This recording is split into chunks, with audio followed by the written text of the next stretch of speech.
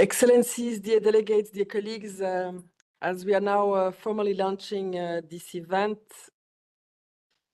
and we apologize for the small delay. On behalf of the co-conveners and co-organizers, it is my pleasure to warmly welcome you to this Geneva Beat Plastic Pollution Dialogue. We launched this series of events 2 years before the adoption in 2022 of the historic resolution at the United Nations Environment Assembly, setting up the path to a global treaty to end plastic pollution. The Intergovernmental Negotiating Committee to develop the internationally legally binding instrument that was set up following the adoption of the resolution will be resuming its 5th session in a few days here in Geneva at the Palais des Nations, at the heart of multilateral Geneva. We at the Geneva Environment Network and the numerous partners of the environmental community in Geneva are delighted to welcome to our city and our region the numerous delegates and observers that will be attending this resumed session. I want to emphasize that it's with humility, integrity, humanity, and in a spirit of inclusion, which are all core values of our United Nations, that we have been running this series and with which we are looking forward to support you during the 2 first weeks in August. With Geneva home to the main actors in the human rights fields, and with our host country, a member of the core group on the right to a healthy environment at the Human Rights Council, which is also chaired by its permanent representative in Geneva, we are proud to host this last session ahead of INC 5.2 that will be discussing the importance of integrating human rights in the future instrument. It will explore the need to align the future global plastics treaty with the existing human rights framework, as a matter of states' obligations to respect, protect, and fulfill human rights, and as a matter of policy coherence and effectiveness. Our Ana Paula de Souza, the focal point for the Plastics Treaty in the Office of the High Commissioner for Human Rights, will be chairing our session, and we are delighted now to give her the floor. Thank you so much, Diana. INC 5.2 is the first negotiation taking place following the International Court of Justice historic advisory opinion on climate change. Although the ICJ opinion does not specifically mention plastic, its logic clearly extends to plastic production, which is inextricably linked to fossil fuel extraction and petrochemical expansion. The court held that failure of a state to take appropriate action to protect the climate system from greenhouse gas emissions, including through fossil fuel production, fossil fuel consumption, the granting of fossil fuel exploration license, or the provision of fossil fuel subsidies, may constitute an internationally wrongful act which is attributable to that state. End of quotation. This finding has significant implications for INC, given that plastics are derived almost entirely from fossil fuels, and their production is a major source of emissions. The court further asserted that human rights law is central and essential to climate and environmental action, and confirmed that the right to a healthy environment as a human right that is essential for the enjoyment of other human rights under international law. Excellencies, ladies and gentlemen, friends, current patterns of production, use, and disposal are causing a global health, environmental, and human rights crisis, presenting a clear threat to human rights. As we will hear from our distinguished speakers, the threat is not felt equally. We have a stellar panel with 14 speakers who will share their perspectives on the urgent need to align the future global plastics treaty with the existing human rights framework, as a matter of states' obligations to respect, protect, and fulfill human rights, and as a matter of policy coherence and effectiveness. Panelists, please be aware of time. Time allowing, members of the audience will have the opportunity to raise their own questions or views and perspectives on the issues that will be raised here today. At the same time, I would like to encourage participants to write their questions in the chat and Q&A functions, and panelists to respond as relevant to your area of expertise. Without any further ado, it's my honor to introduce Her Excellency Ambassador Anita Pipan, Permanent Representative of the Republic of Slovenia to the United Nations Office and other international organizations in Geneva. Ambassador, you have the floor.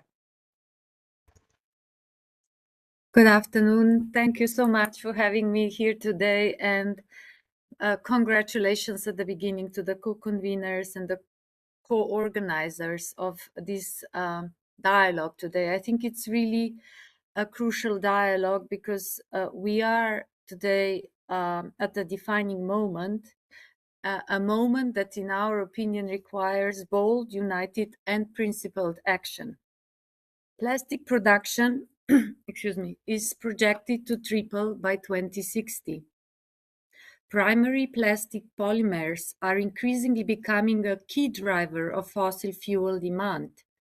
If current trends continue, life cycle emissions from plastics will more than double, making up 4.5% of global greenhouse gas emissions. But this is not simply a matter of pollution or waste. In our opinion, it is fundamentally a matter of human rights. Plastics contain more than 16,000 different chemicals, and over 4,000 of them are known to be toxic. These chemicals are linked to serious health problems, ranging from diabetes and obesity to fertility issues and multiple types of cancer.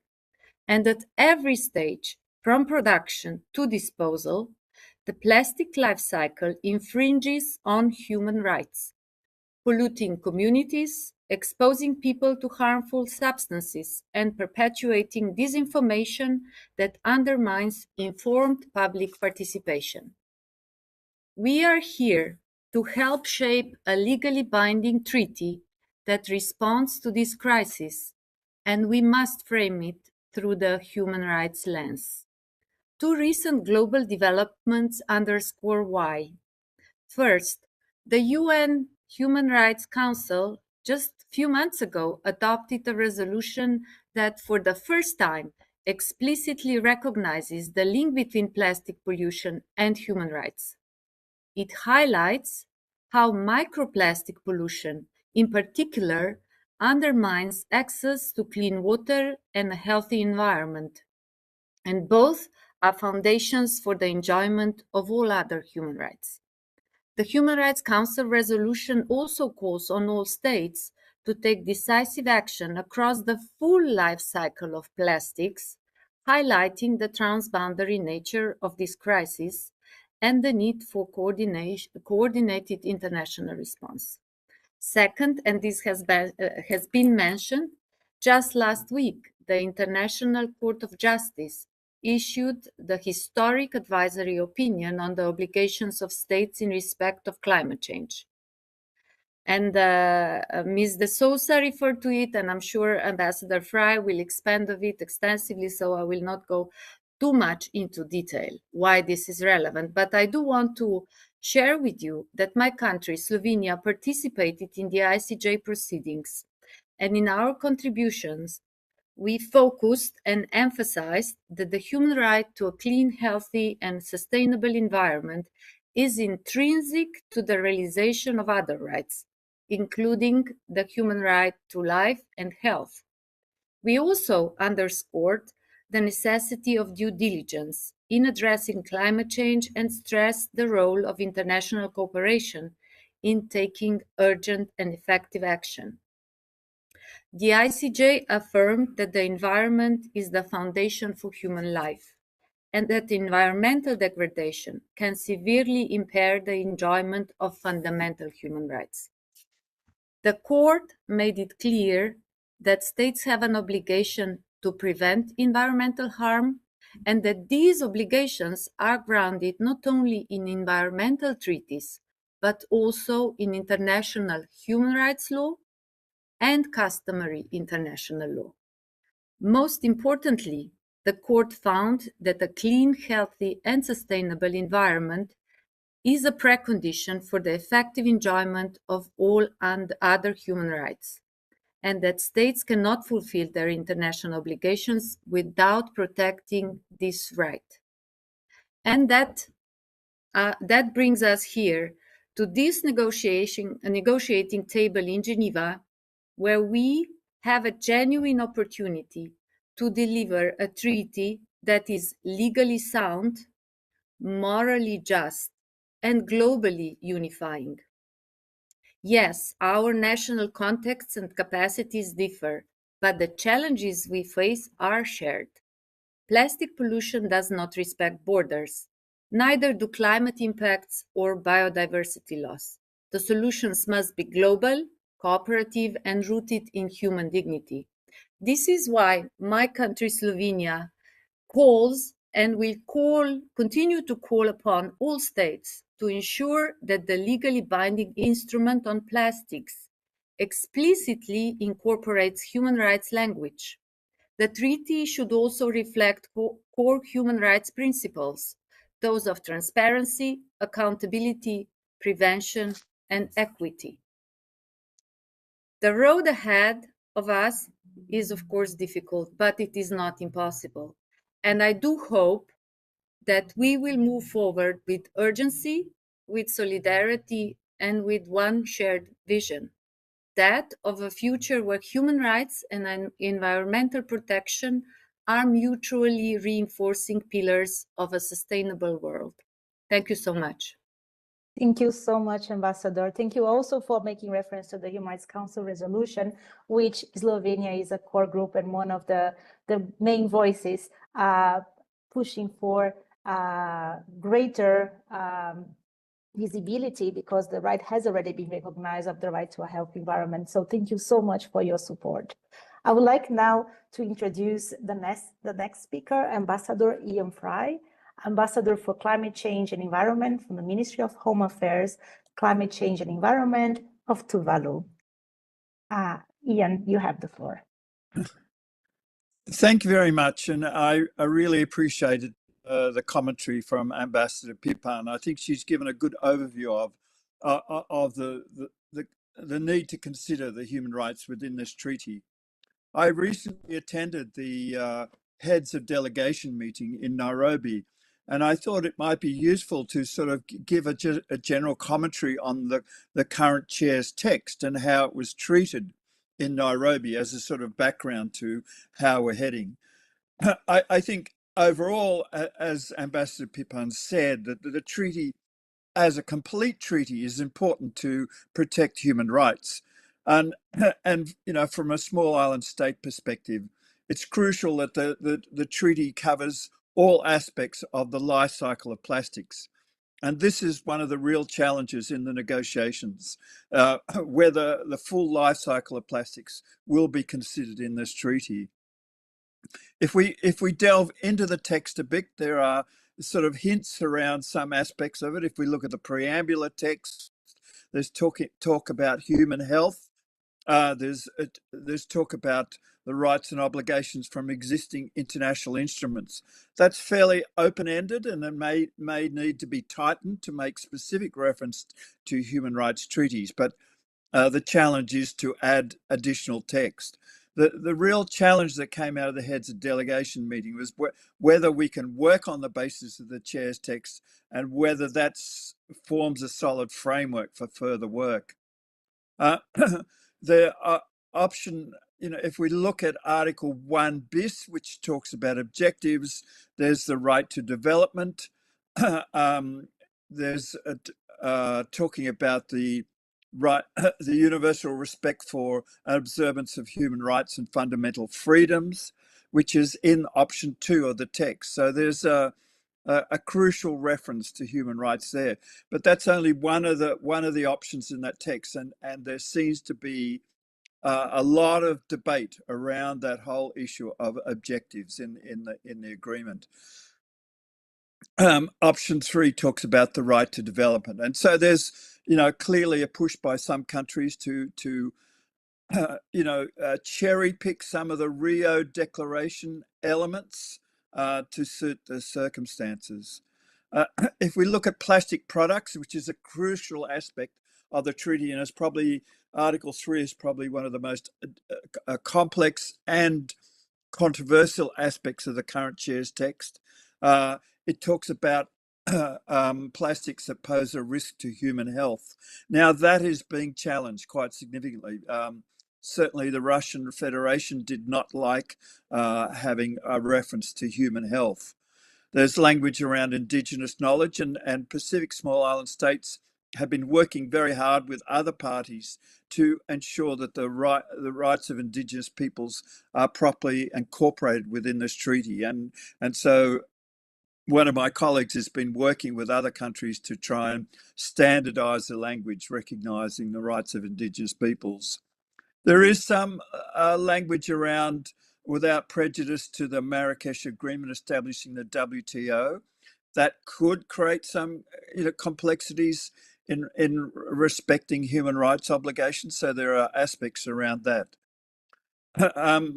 Of course, Article 4 is this sort of the escape clause for Article 3. And I think the only way we will get Article 3 and identifying plastic products is if there is some sort of, it's a matter of what is being exempted or what parties can show that they can be exempted from the obligations of Article 3. And that's a real challenge. We look at plastic product design, there's references to human health aspects, and again, that is being challenged by some parties. Article 7 talks about releases and leakages, and particularly into the environment. And so this is a crucial aspect, again, of the treaty, which relates to the right to a healthy environment. Article 8 talks about plastic waste management, and particularly just transition of plastic waste management workers. Clearly respecting the rights of workers is an important human right. And again, that language is being challenged, particularly by the Russian Federation.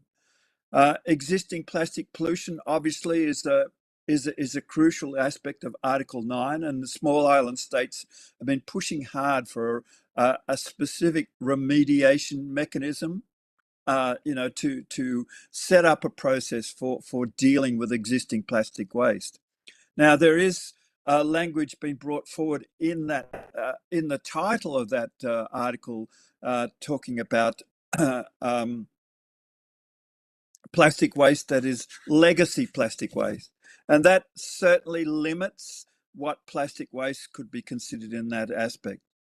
Article 10 talks about just transition, again, an important aspect of the treaty. I don't think there's a lot of debate around that. I think most countries accept that, though there is some pushback on talking about waste pickers by some countries. So there's some issues around that. On financial mechanisms, of course, there are recognition of the particular circumstances of least developed countries and small island developing states. And we're obviously keen to preserve that language and consider how that could be incorporated. On Article 12, capacity building is a critical article, particularly for small economies, and there's references to Indigenous peoples within that. Article 17 on information exchange. There are a number of procedural articles which I don't need to go into, but Article 17 talks about information exchange, and the right to information is a critical part of this treaty. And of course, Article 18 talking public information and public awareness, Indigenous knowledge. Article 19 is still yet to be populated around health issues.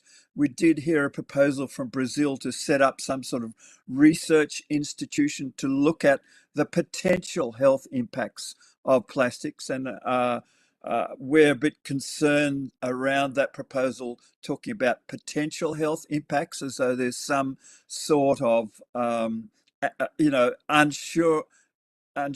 about the existing health impacts of plastic products. So that gives you a sense of where it's at. We have had diplomatic letters from the United States indicating to our country, indicating that they want a minimal treaty, and one has to question whether, if they get what they want, whether they'll even ratify the treaty anyway. So there are clearly a number of challenges around this treaty as it stands, and pushback, particularly around the full life cycle. So there's clearly no support, a broad support for Article 3, which in our view is a critical part of the treaty. So that just gives you a sort of a brief overview of how the treaty stands at the moment.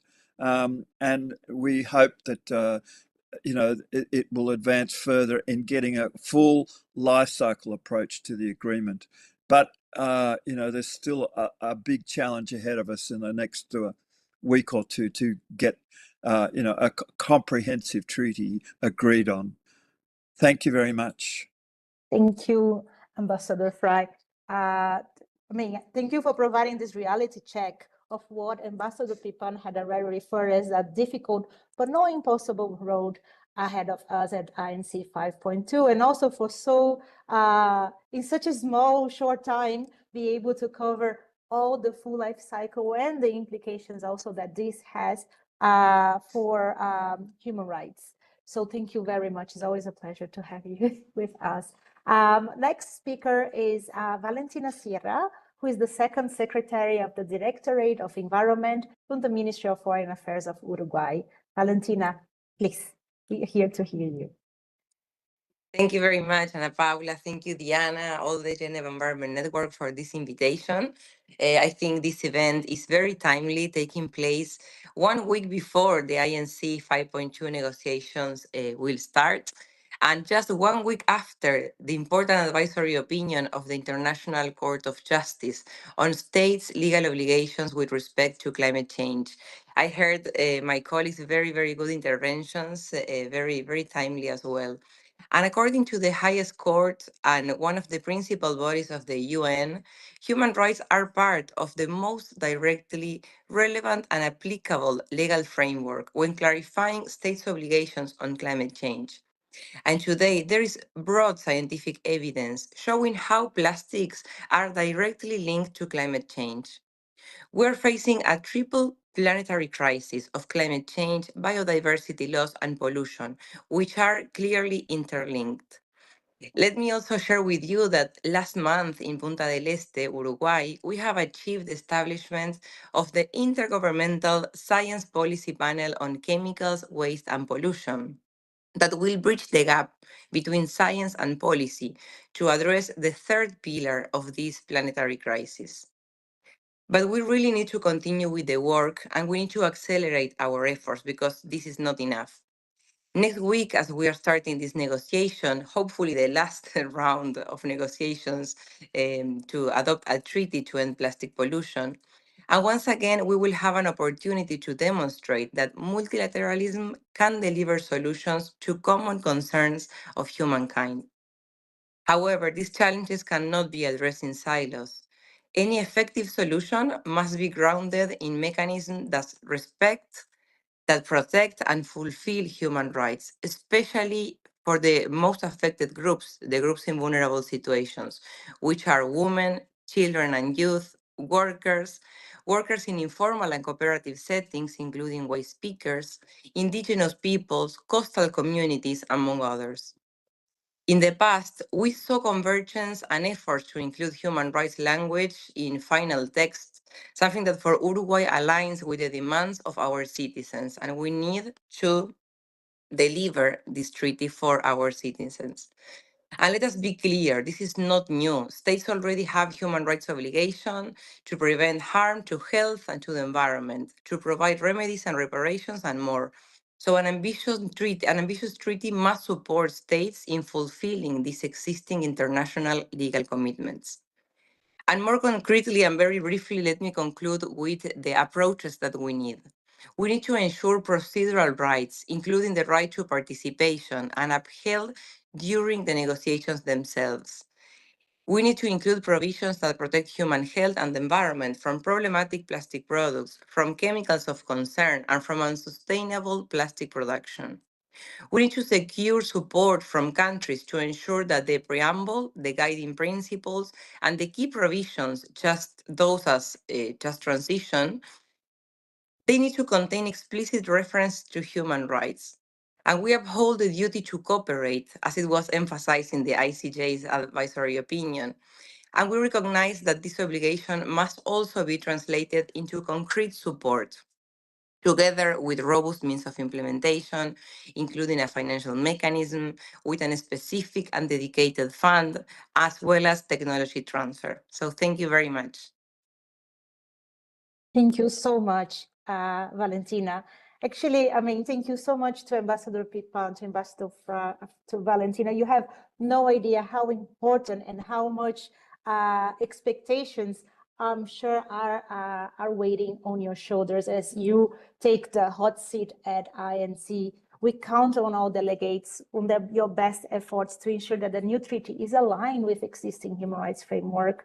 This is as essential, as mentioned by many of you, to create better conditions for action and accountability, but it's also a matter of justice. And I would dare to say a thermometer to measure how healthy our multilateralism is today. I thank you again very much for your contributions. I would now like to swiftly move to part 2 of our event. With the presentations from interventions from Alexandra Harrington and Dr. Marcos Orellana. This second part of the meeting is going to look into framing the discussion, framing what we are going to be discussing at INC 5.2. So my first speaker now is Dr. Alexandra Harrington, who is the chair of the Plastic Pollution Task Force of the World Commission on Environmental Law of the International Union for Conservation of Nature. Alexandra, Hello, I hope you can hear me because yes, my screen just froze, but I think it might be working. We can hear you well. Could you walk us if not, through the please overall... let me know, Annabella. You have the floor. But I would like to say a huge welcome to everyone here. Thank you for this opportunity. And what I would like to do briefly, and we could spend hours on this, but just briefly is remind us quickly how we got here, and then what some of the basic elements are, or the categories of things that we currently see in the negotiating text that we'll be working with in just a mere week, a little over a week, are. And then our next speakers will certainly clarify those a great deal and give a bit more perspective on various human rights issues that will be coming. But to remind us all, this is the potential end of a 3-year process, over a 3-year process, where we have had multiple negotiation rounds. We have had negotiation rounds from 2022 onwards, starting actually in the beautiful city of Punta del Este in Uruguay. And Valentina, thank you again for the warm reception we all received there.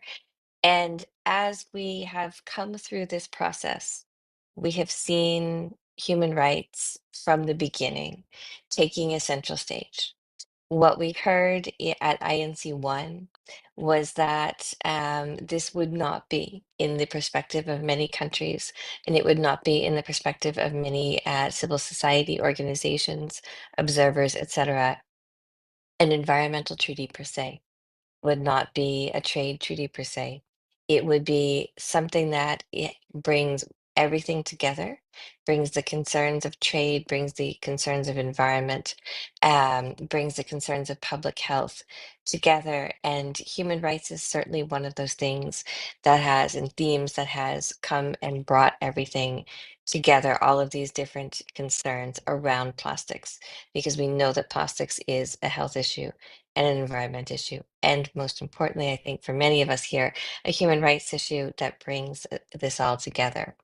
And so we have seen from the beginning the generation of documents, whether we go back to the early days of the zero draft or the revised zero draft, which we used then for Ottawa, for INC4, or the various iterations of compilation document, and then Chair's non-paper, which came out for INC5.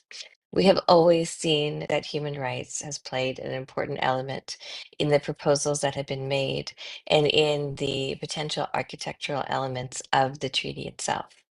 And we see this now in the current chair's non-paper, which was the non-paper, which now is called the chair's text, but it was initially the non-paper from December 1st of 2024, in a number of ways.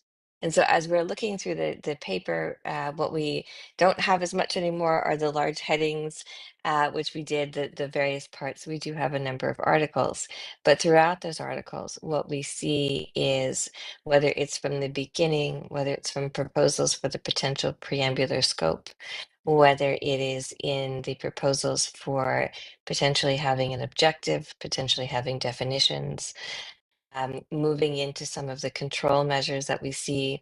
Certainly, Ambassador Fry made some references to that earlier in terms of what the principal elements might be of regulating plastic production, consumption, whether we have exemptions, etc.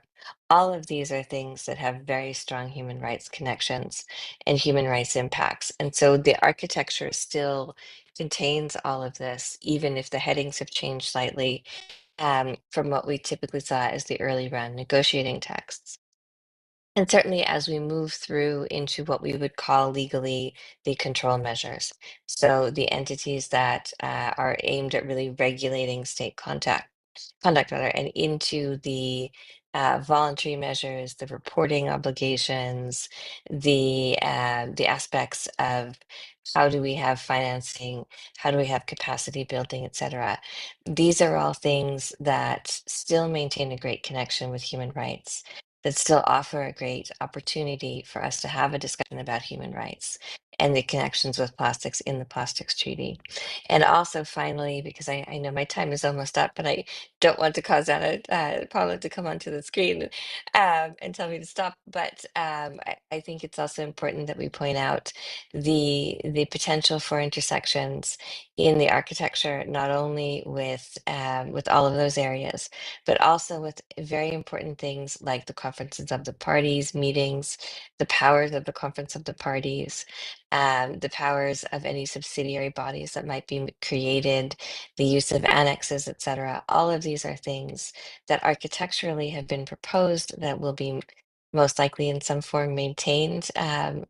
Again, we don't have a crystal ball, but will most likely be maintained, and yet are things that we, I think, might lose sight of in the human rights context, but are critical.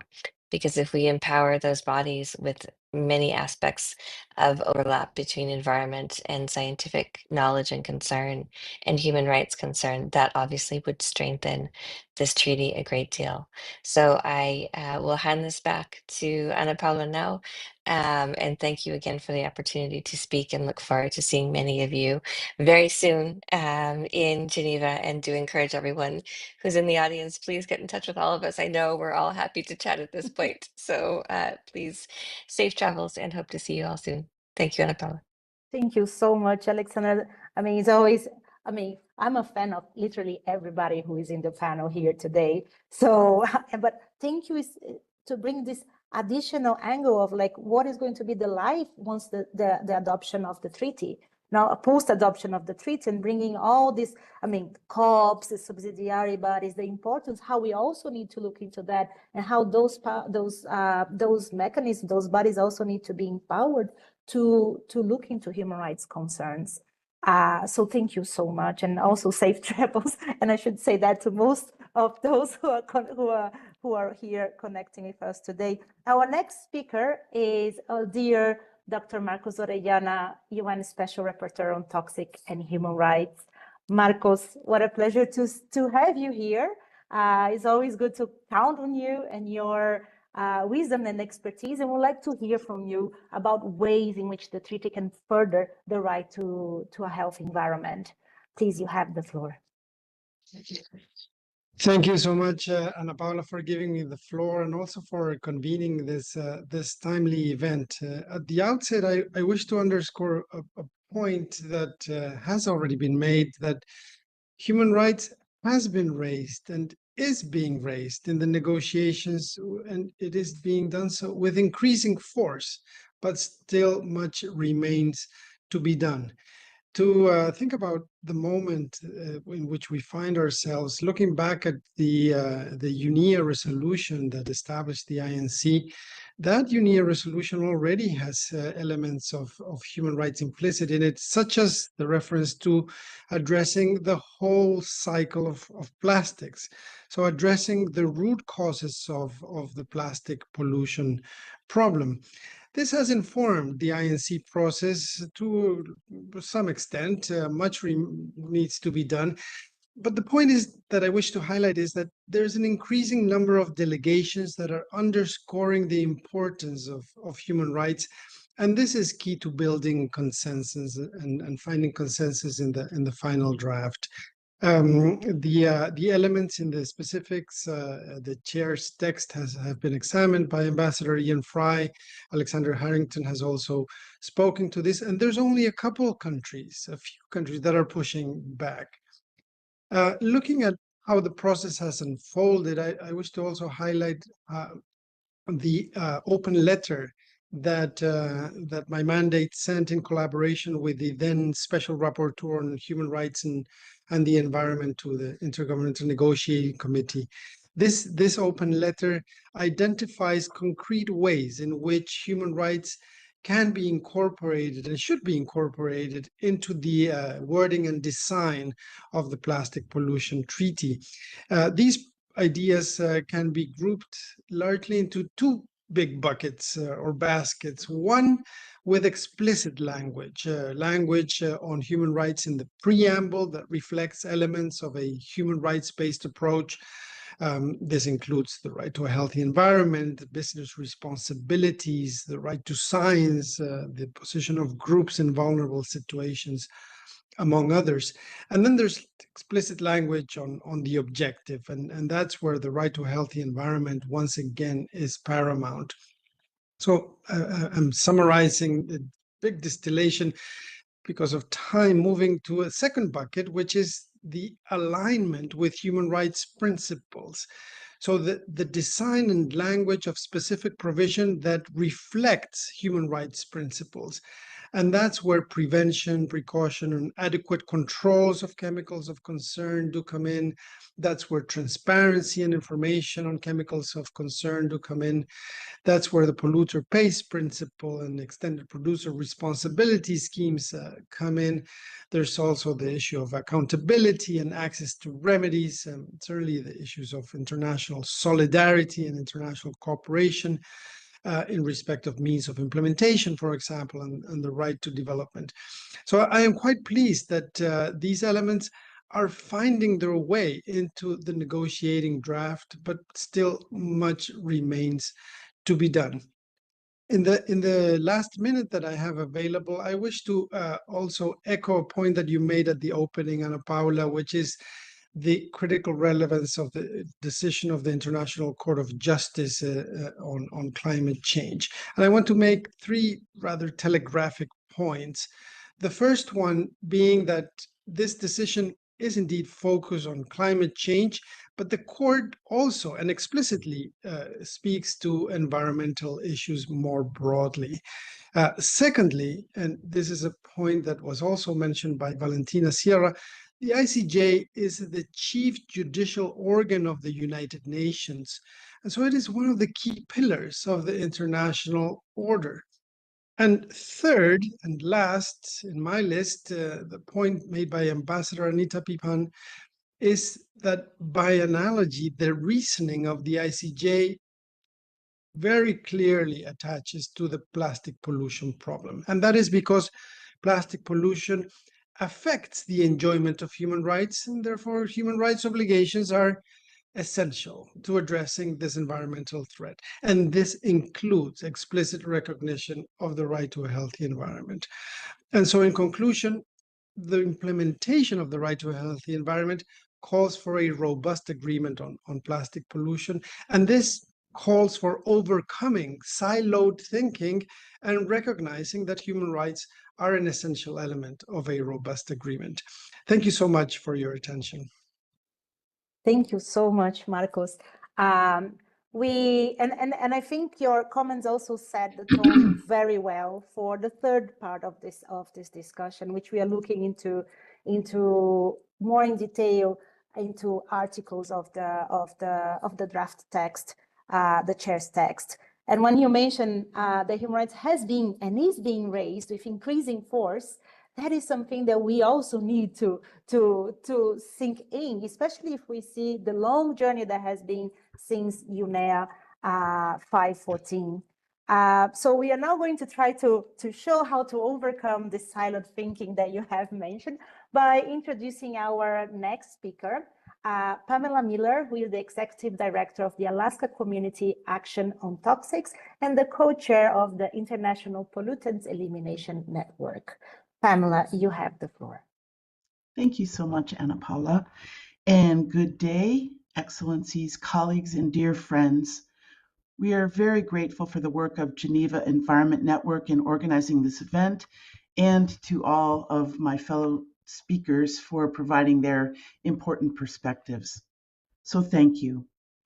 I serve as co-chair of the International Pollutants Elimination Network, which is a global network of 676 public interest organizations working in 131 countries, mainly from the global south.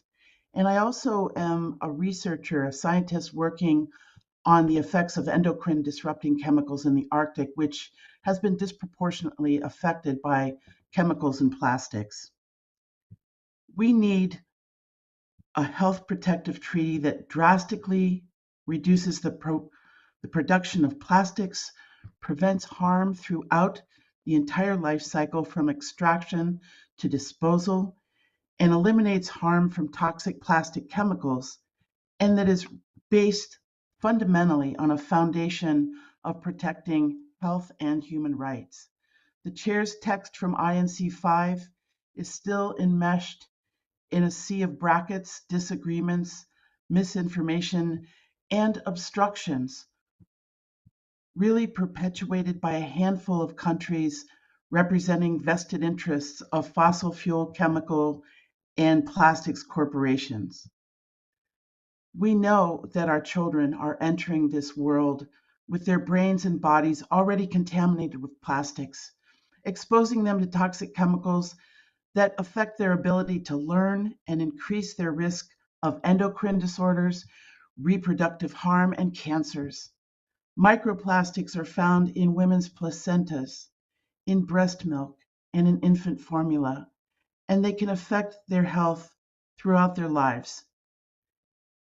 These are passed from mother to child while the developing baby is still in the womb, and also through breast milk. I was asked specifically to speak about Article 3. Article 3 on plastic products and chemicals is crucial for protecting health and preventing further violations of human rights. It is vital for achieving the objectives of the treaty and inextricably linked to all other articles. To guarantee that these provisions successfully safeguard human health and human rights, the INC must ensure that the clear goal of Article 3 must be to eliminate hazardous chemicals. As noted by Ambassador Pipon, scientists have identified more than 16,000 chemicals found in plastics. Among these, they identified more than 4,200 chemicals of concern, those that do not naturally break down in the environment or that are toxic. There must be a mechanism to prevent harmful and so-called regrettable plastic chemical substitutions by adopting a grouping approach to chemical identification, assessment, and control. The INC should eliminate entire groups of chemicals to avoid substituting hazardous chemicals with related or substances with similar hazards. An initial list of chemical groups to be banned from use in plastic materials must be included, with a special focus on those not addressed by the Stockholm Convention or other chemical and waste conventions. And these include phthalates, bisphenols, lead, cadmium compounds, and other endocrine disrupting chemicals, reproductive and developmental toxicants, and carcinogens. Other harmful plastic chemicals that should be included in the treaty include alkyl phenols, flame retardants, UV stabilizers, long-chain chlorinated paraffins. Unfortunately, these are not yet included into the Stockholm Convention. And PFAS chemicals, per and polyfluoroalkyl substances. I'll conclude by saying that we must not sacrifice the integrity of this treaty to shield the profit-seeking interests of corporations. It is our ultimate and collective responsibility to protect the health of the most vulnerable among us, their rights to a safe and healthy environment. We call upon the moral and ethical leadership of all INC delegates to meet their obligations to protect human rights of present and future generations. And I thank you. Thank you so much, Pamela. And I know it's 4 a.m. where you are now, so extra thank you for staying awake or waking up early to be with here today and walk us so well with what is at stake with Article 3 and its intrinsic relation also with the right to health. So thank you once again. We are now moving to our next speaker, Shiv Srivastava, Policy Director of Fence Line Watch, who is going to walk us through Article 7 on emissions, releases, and leakages. Shiv, you have the floor. Thank you, Anna Paula.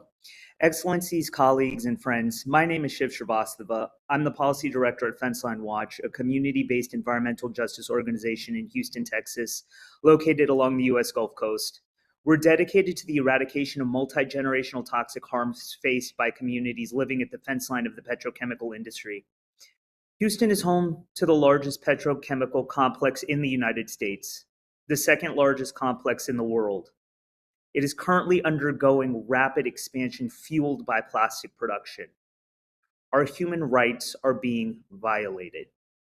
In our community along the Houston Ship Channel and those along the United States Gulf Coast, living at the fence line of petrochemical production for plastic, it's not a question when the facilities will explode, leak, or release toxics used for plastic, but when. Texas leads the U.S. in chemical emergencies, with 44 chemical disasters occurring at petrochemical plastic facilities in Texas since 2021. Just this year, in the past 4 months, we've had 3 chemical disasters at plastic-producing petrochemical facilities. These disasters have resulted in deaths, hospitalizations, mandatory shelter-in-place orders, and evacuations, while releasing into our air, water, and soil known carcinogenic, endocrine-disrupting chemicals used to produce plastic, plastic precursors, and plastic feedstocks. These explosions, leaks, and releases introduce harms that reverberate through our communities, through our families, for generations in the form of respiratory illness, delayed development, reproductive harm, among many others.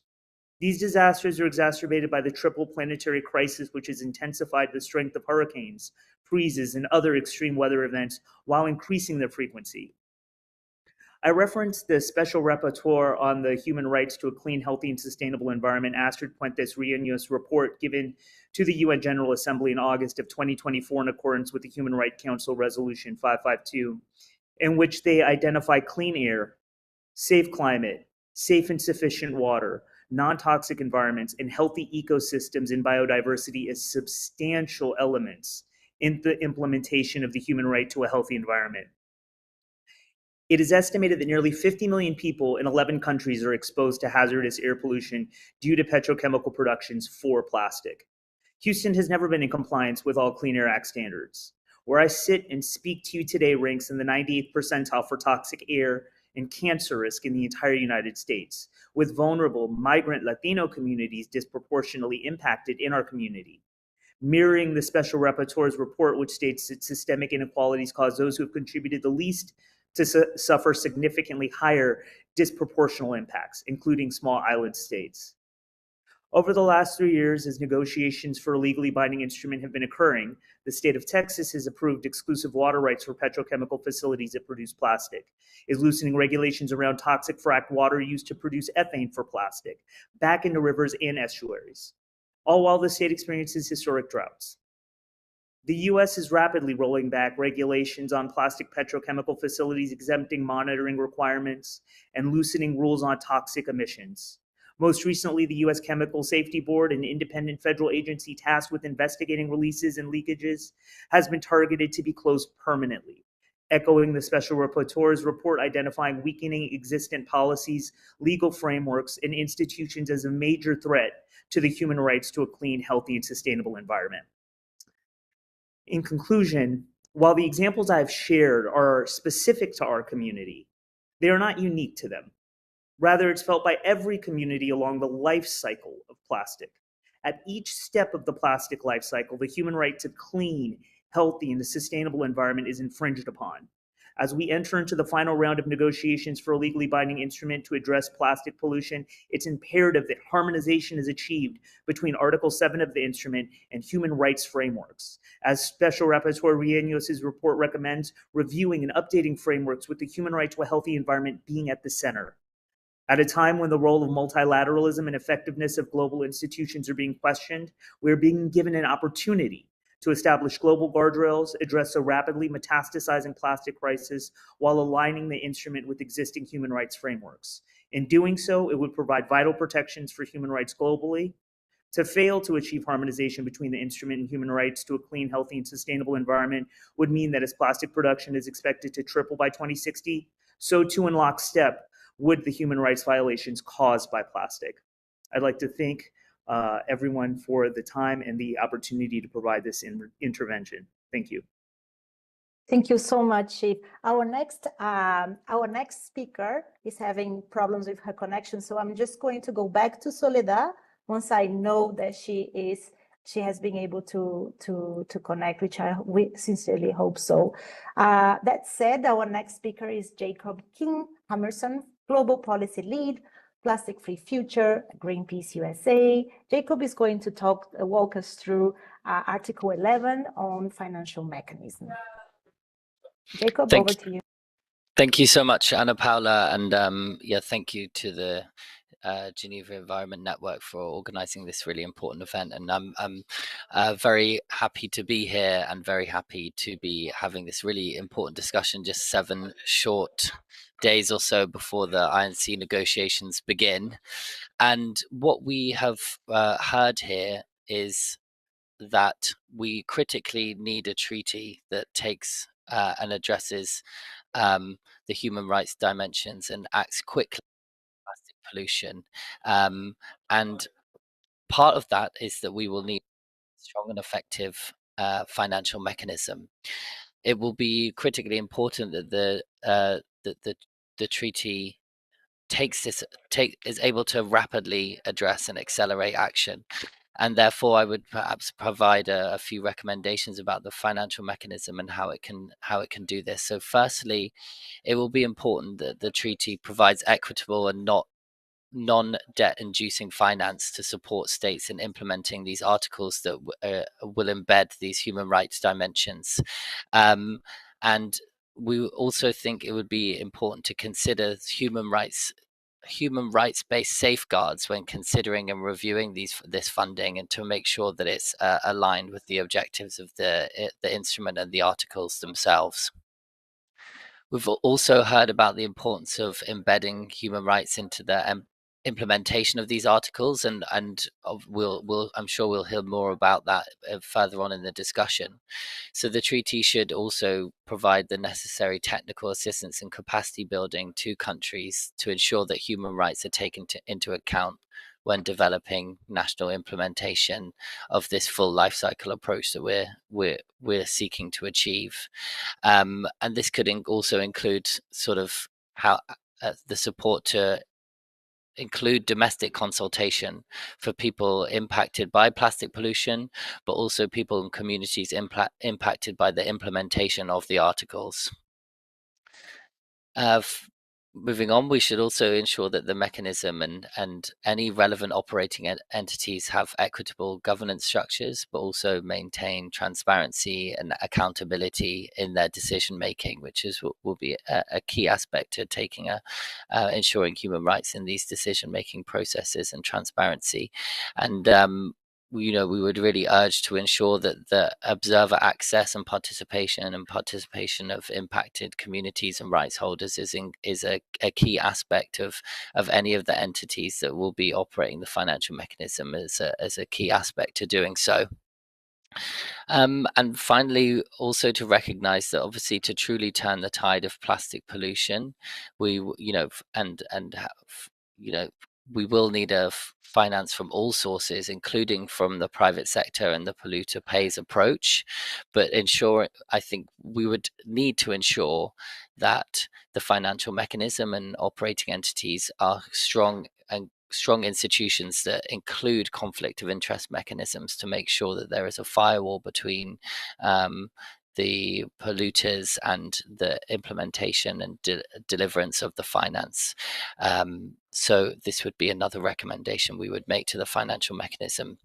So in concluding, I think it's all about making the treaty work and making it function, and therefore there are these key elements that will ensure that a functioning treaty has these human rights dimensions. So want to thank everyone for their time and the kind of short 3 minutes I had to speak about this, and happy to answer any questions in the future, or be in touch as there's lots more to say, I'm sure. Yeah, thank you so much, Jacob. I know it's an impossible task to summarize whole Article 11 and beyond in 3 minutes, but I think you've done really well, message clear, deliver, and I think it's also a reflection of people may think like, oh, financial mechanism has nothing to do with human rights. Wrong. It has everything to do with human rights and the principles of international cooperation, international solidarity, and equity are in the core of core international human rights principles. So thank you very much for that. Our next speaker is Frankie Orona, the Executive Director of Society of Native Nations, co-facilitator for the UNEP Indigenous Peoples Major Group, member of the Indigenous Peoples Forum on Plastics, and a WHR Indigenous Fellow.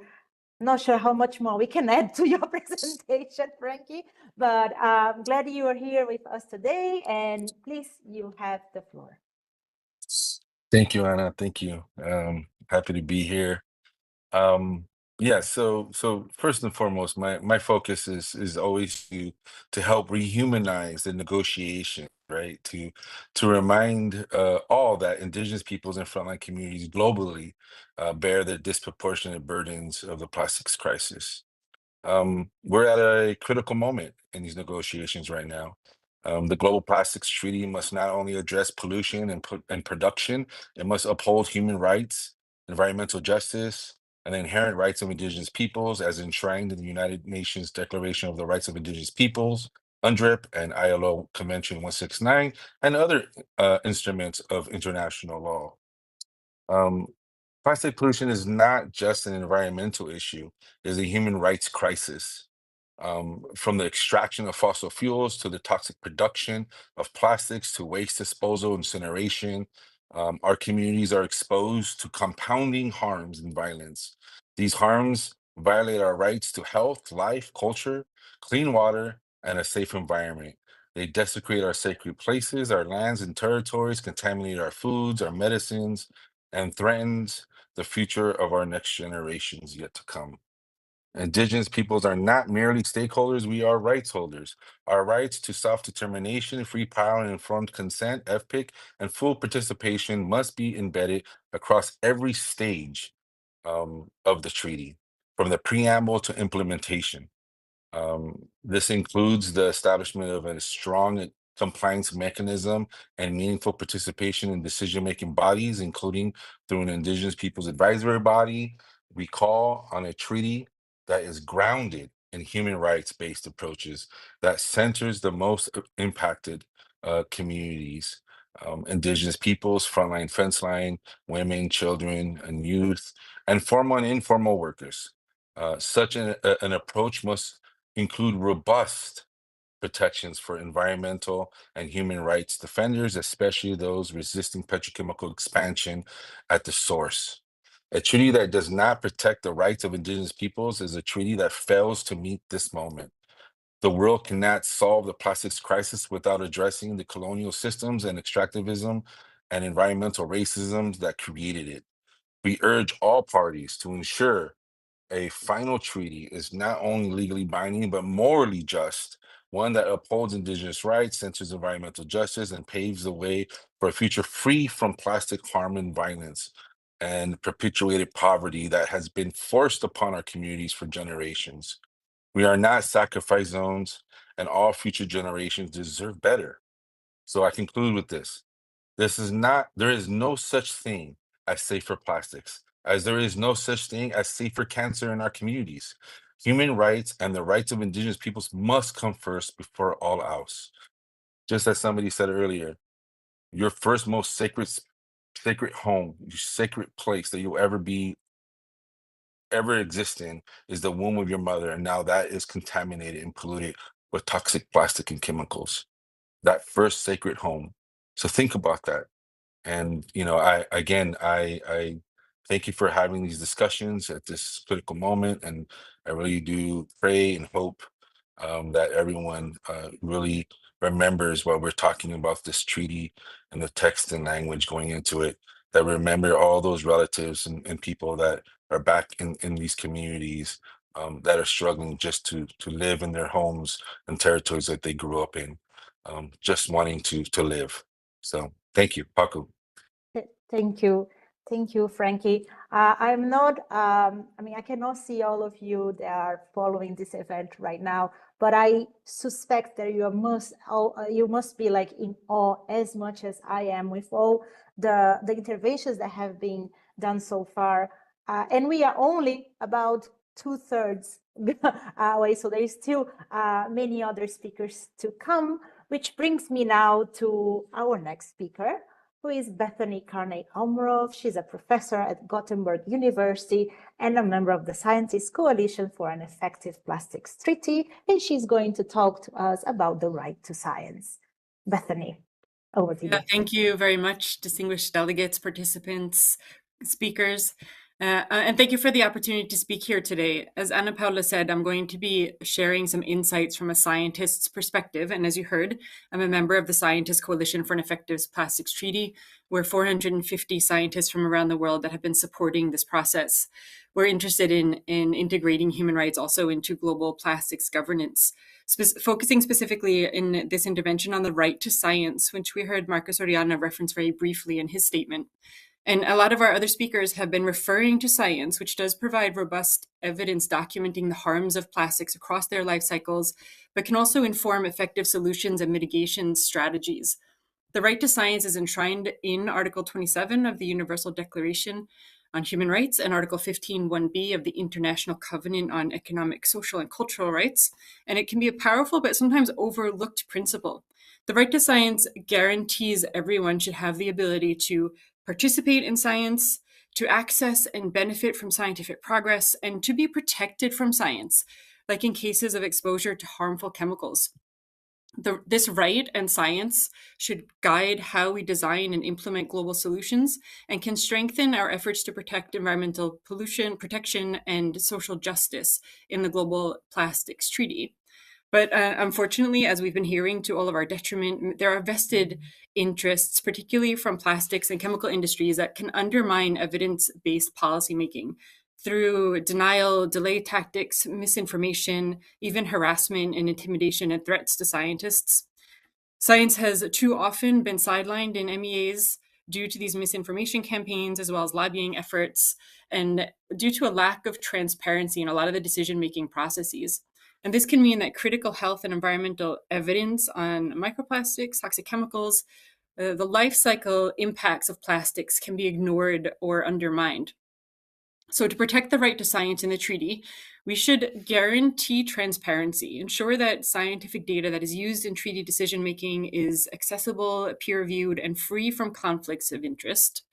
We can support efforts to recognize diverse knowledge systems and provide meaningful participation, including Indigenous knowledge, as valid and necessary for scientific contributions. All affected communities should be involved in interpreting and applying scientific knowledge. And from a broader perspective, we should secure academic freedom and public research funding so that independent scientists and not corporate actors with conflict of interests are active in shaping our understanding of the dangers of plastics and of the solutions. Treaty mechanisms, including standards and criteria, scientific bodies, monitoring protocols, implementation reviews, should be explicitly designed to uphold these elements of the right to science.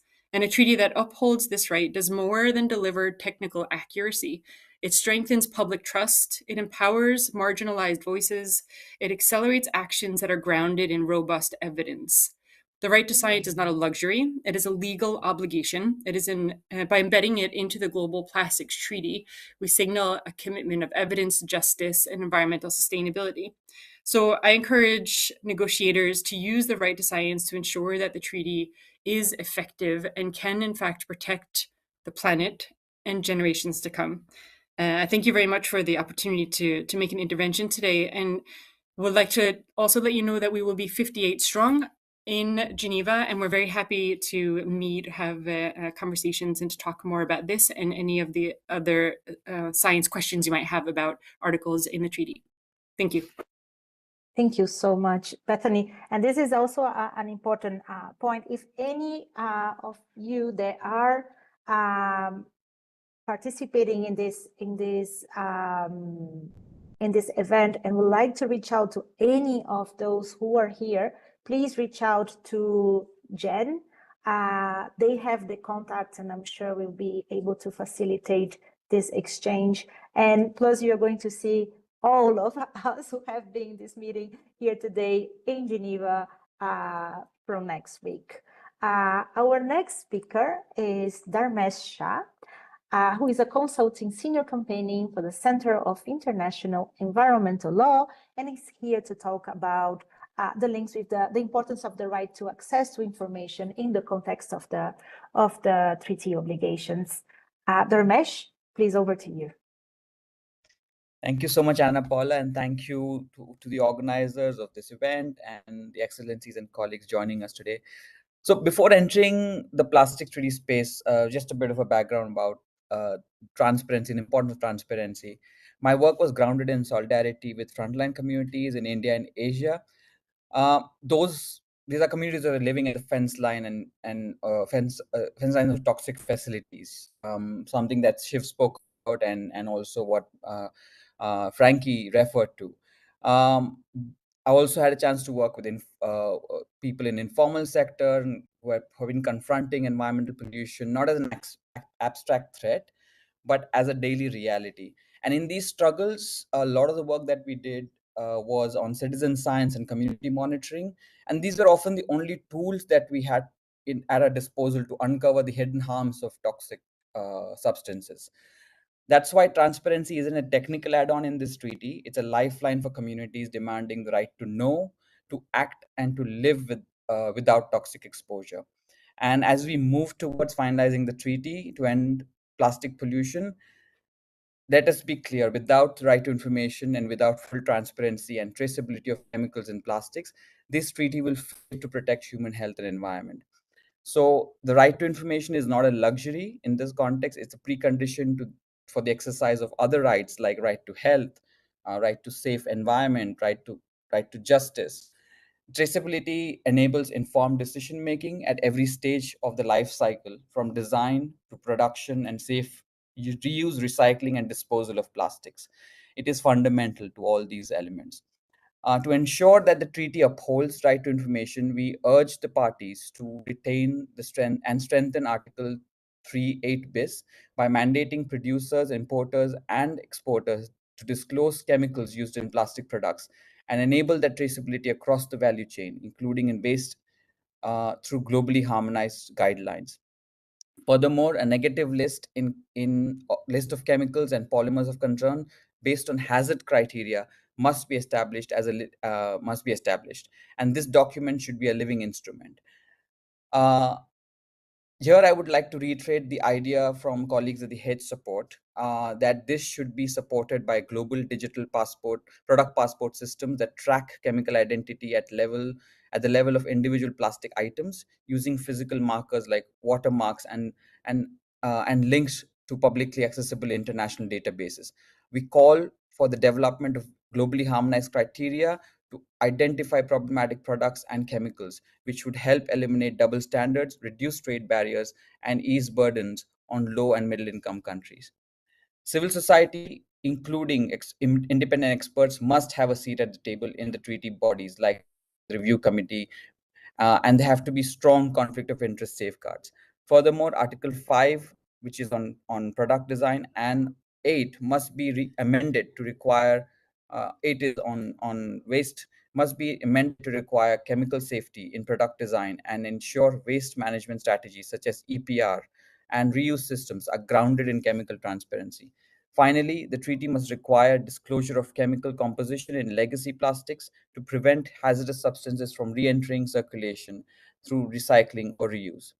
Transparency and traceability are not just technical issues. They are matters of power and justice. When information about chemicals in plastics is hidden, it protects polluters and perpetuates harm. As long as industry holds the data and public holds the risk, the balance of power remains dangerously skewed. Mandatory transparency is how we shift the balance. A treaty that denies the right to know is a treaty that enables harm. Without transparency, there is no trust, no safety, no justice. And without the right to know, there can be no right to a healthy planet. Thank you. Thank you so much, Dharmesh.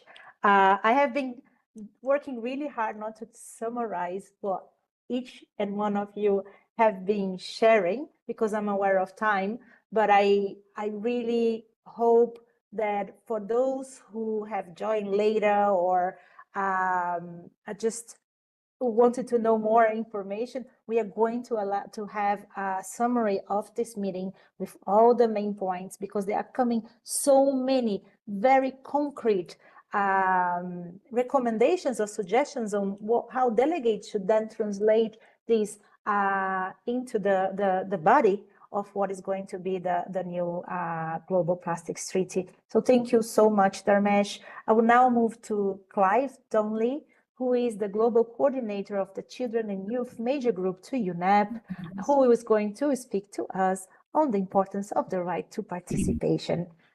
Clive, over to you. Thank you so much, Excellencies, colleagues. It is really amazing to once again discuss with you here on advancing the rights as we move to the INC 5.2 session. And moving forward to the next INC process, it is a once in a lifetime generation opportunity to craft a transformative legally binding instrument to end plastic pollution.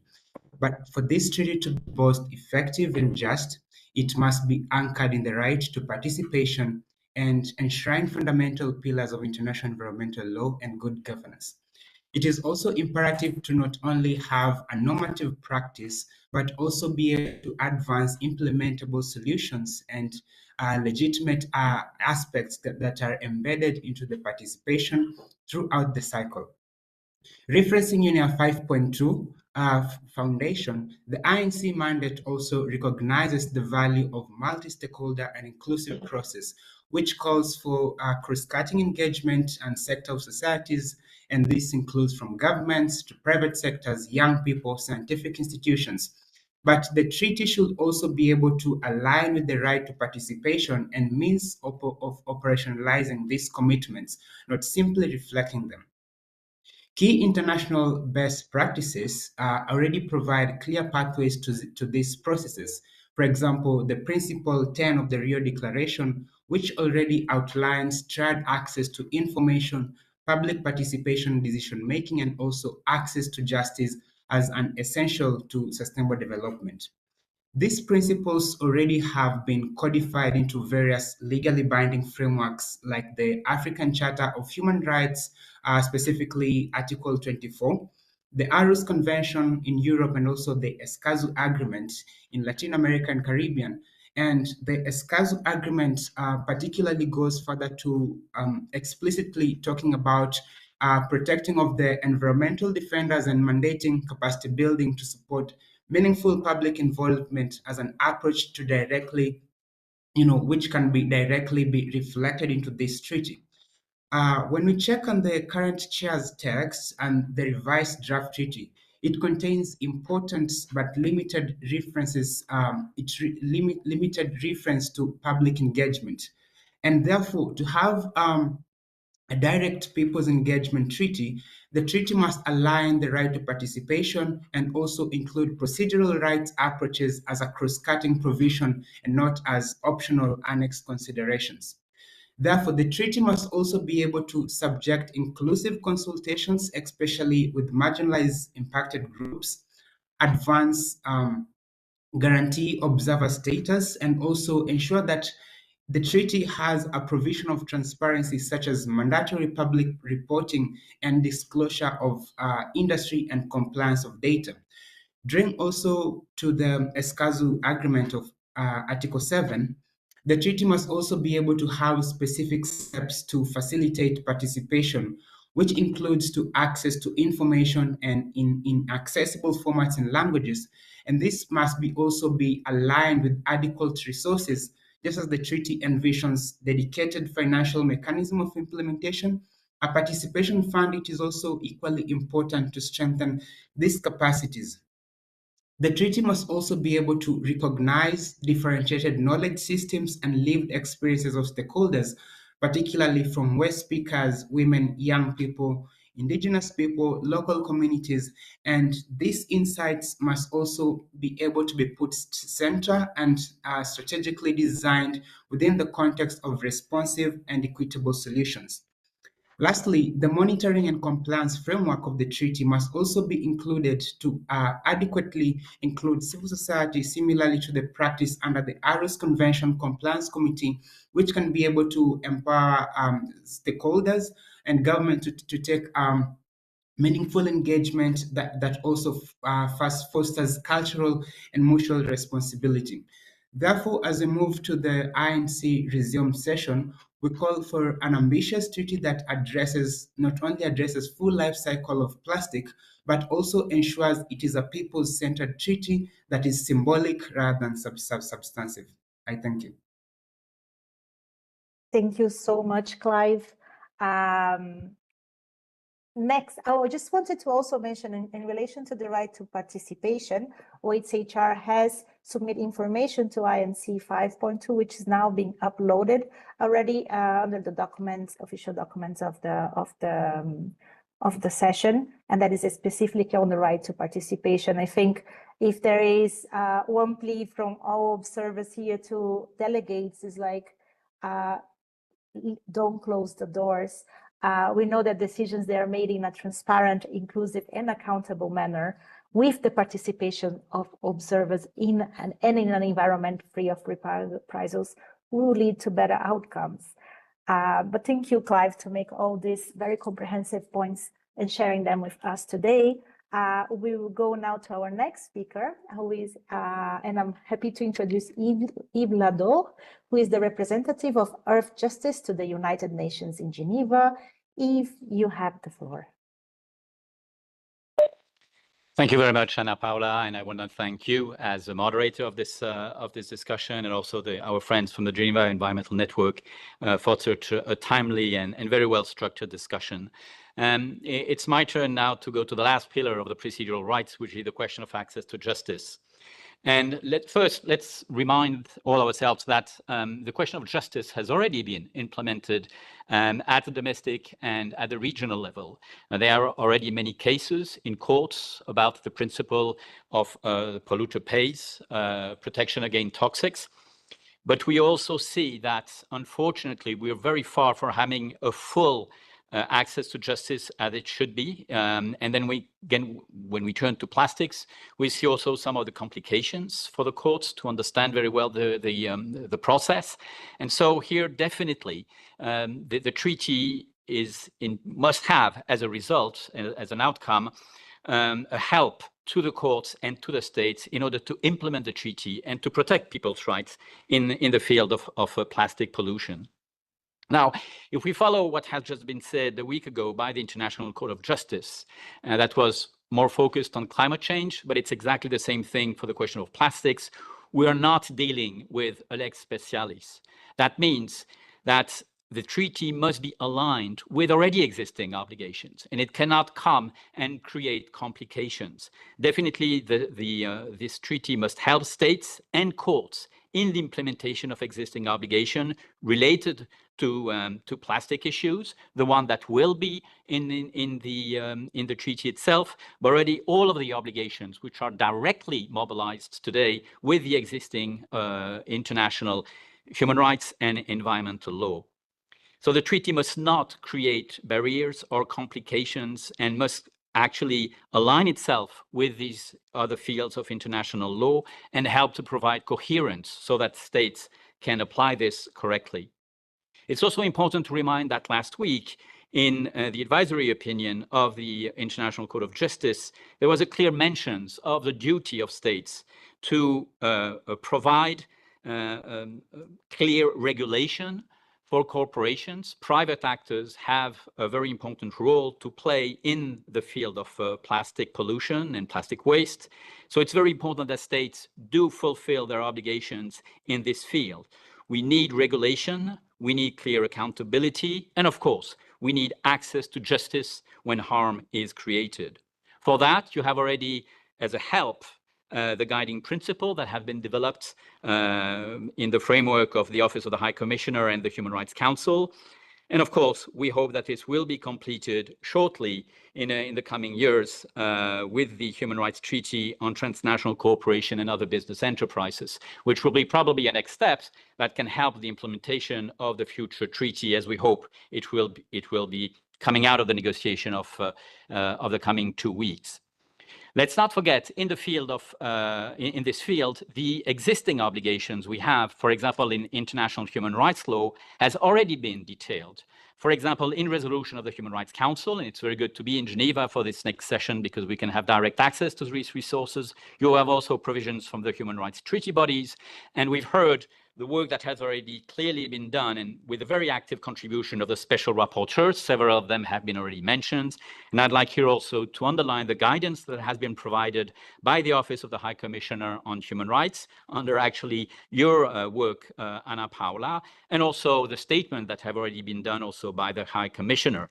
And let's not forget also the ongoing work of the Advisory Committee of the Human Rights Council. So it's a very good opportunity to be here in Geneva and in the discussions that we will have in the coming weeks to use these resources coming directly from one of the rooms that is in the building where we will be meeting.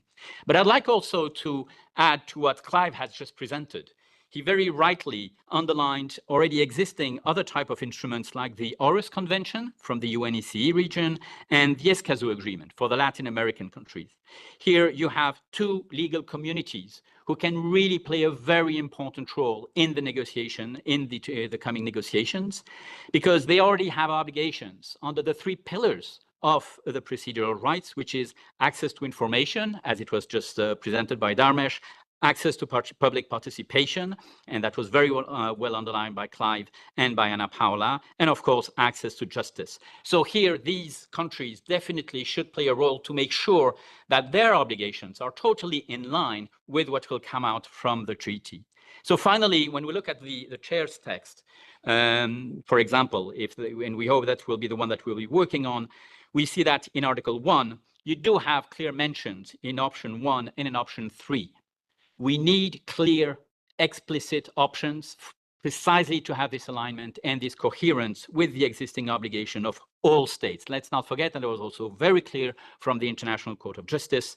The do no harm is an obligation that goes beyond just the simple ratification of each specific treaty. It is a general obligation for all states, which means that all states have also a general obligation to provide access to justice. So the better it is formulated in the treaty, the better and the easier it will be for states. And as a conclusion, let's not forget that we will have no just transition without a clear access to justice. Thank you very much.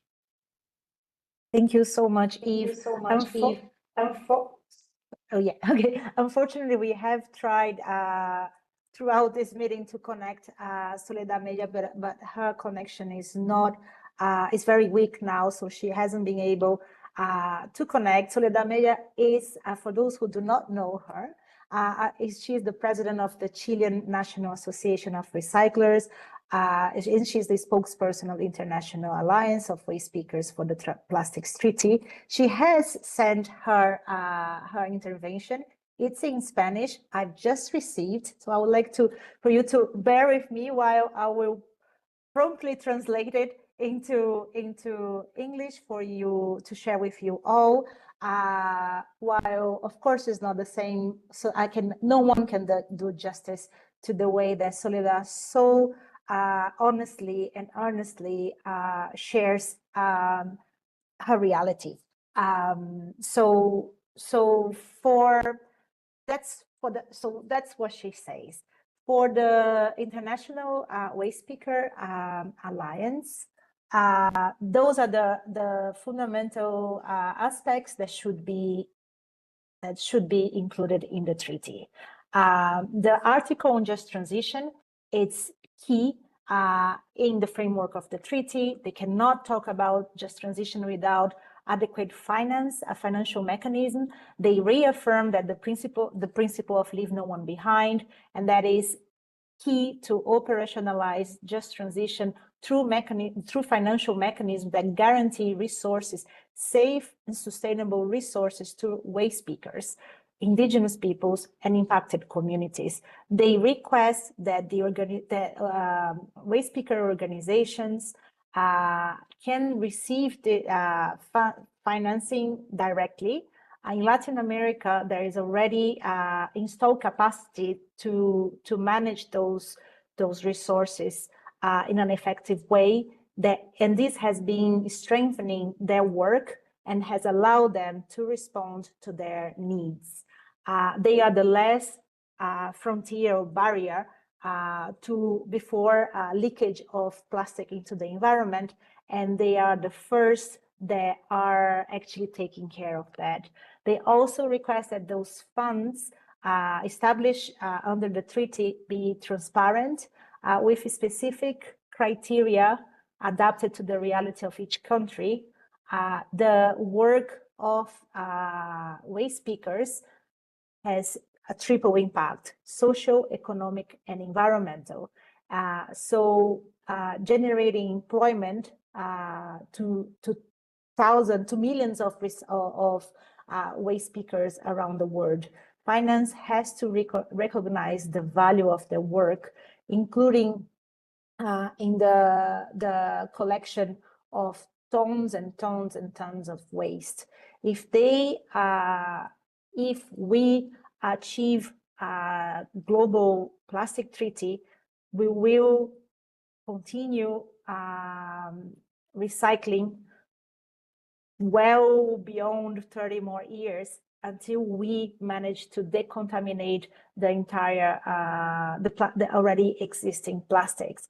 So they do an urgent call to reduce the use of plastics and to make transparent the presence of chemicals that are impacting their health or our health. They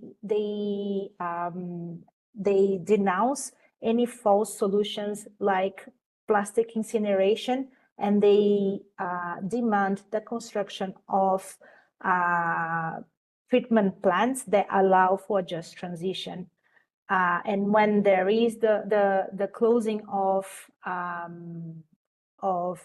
dumps, they also need to mean new opportunities for all their brothers and sisters that today work on those dumps.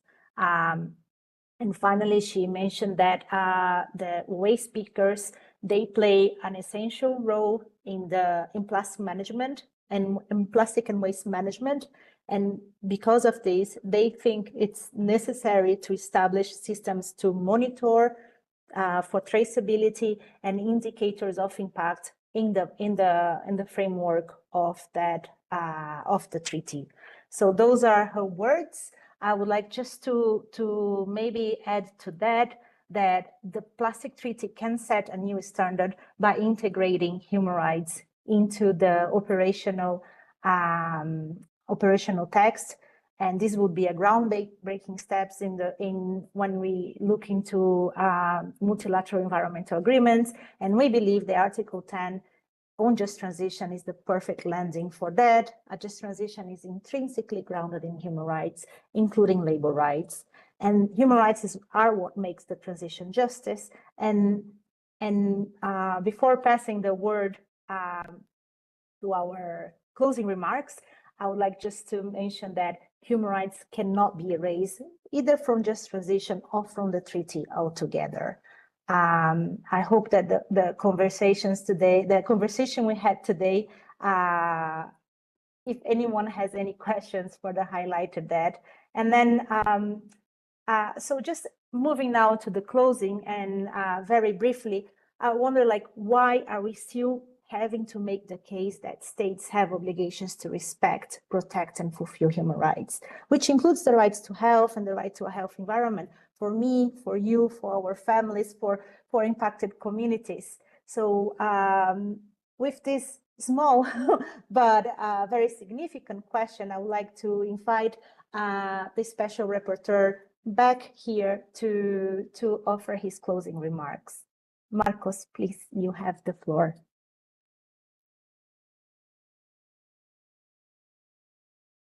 Thank you so much, Ana Paula, for inviting me to share some reflections in closing. I wish to offer three reflections. One is on legitimacy and effectiveness in regards to human rights.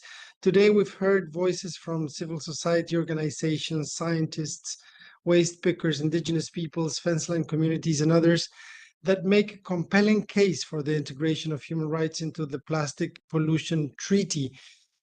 It is often said that the United Nations is distanced, is far away from the peoples of the world. And so here's an opportunity to overcome what is at times a constellation of abstractions at the United Nations and connect with the real experiences of people on the ground.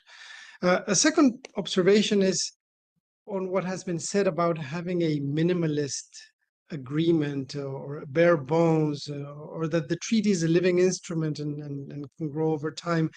And surely that is to be expected, that the treaty will grow over time, that issues of implementation will be addressed.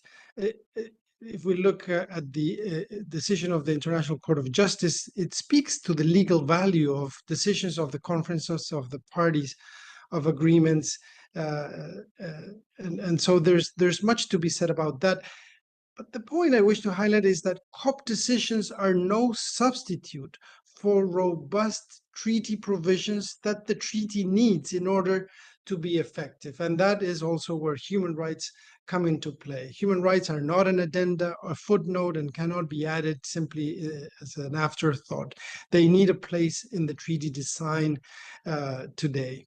And the last observation or reflection I wish to share in closing is that I conducted an official country visit to the Dominican Republic a few weeks ago.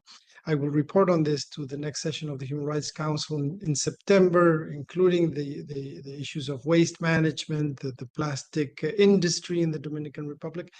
But what struck me was the story of a 13-year-old girl that while I was there were heavy rains, and she was swept by the currents as she was going back home after school in the city of San Cristobal. And she found herself in a drain for over 8 hours, fighting for her life, trying to hold on, trying to breathe. Rescue teams were deployed. The story had a happy ending because the rescue teams were able to find her and rescue her. But I can only imagine the experience that this small girl had in finding herself in this drain, and all of that as a result of plastics clogging the drainage systems and creating these hazards. Perhaps this girl's story is a microcosm of what we all face, what humanity faces at the global level as we're struggling for our lives and in defense of the right to a healthy environment. Thank you so much, Ana Paula. Thank you all. Thank you so much, Marcos. Thank you to all speakers. We had 14 speakers and we managed to fit this within the time that we had assigned to this. And we couldn't be done if everybody would have done its part. I think once I can wait to actually listen back to this, to all the interventions to let them sink in. But having said that, now over to Claudia, directly from the Geneva Environment Network headquarters for any last announcements. And from my side, thank you very much. Thank you very much, Ana Paula, and on behalf of the Geneva Environment Network, warm thanks for everybody's contribution to this important conversation. And before we officially close this session, let me just bring to your attention a page where the Geneva Environment Network has been collecting information on all the activities that are taking place in the margins of the Plastic Treaty INC 5.2. And the link has been just shared in the chat. And if you have activities that are not yet there, feel free to put them inside the dedicated form. It can be artistic, cultural, demonstration. So feel free to let us know if you're organizing something in the margins. And with this, thank you once again for joining this important session, and see you all next week in Geneva. Thank you.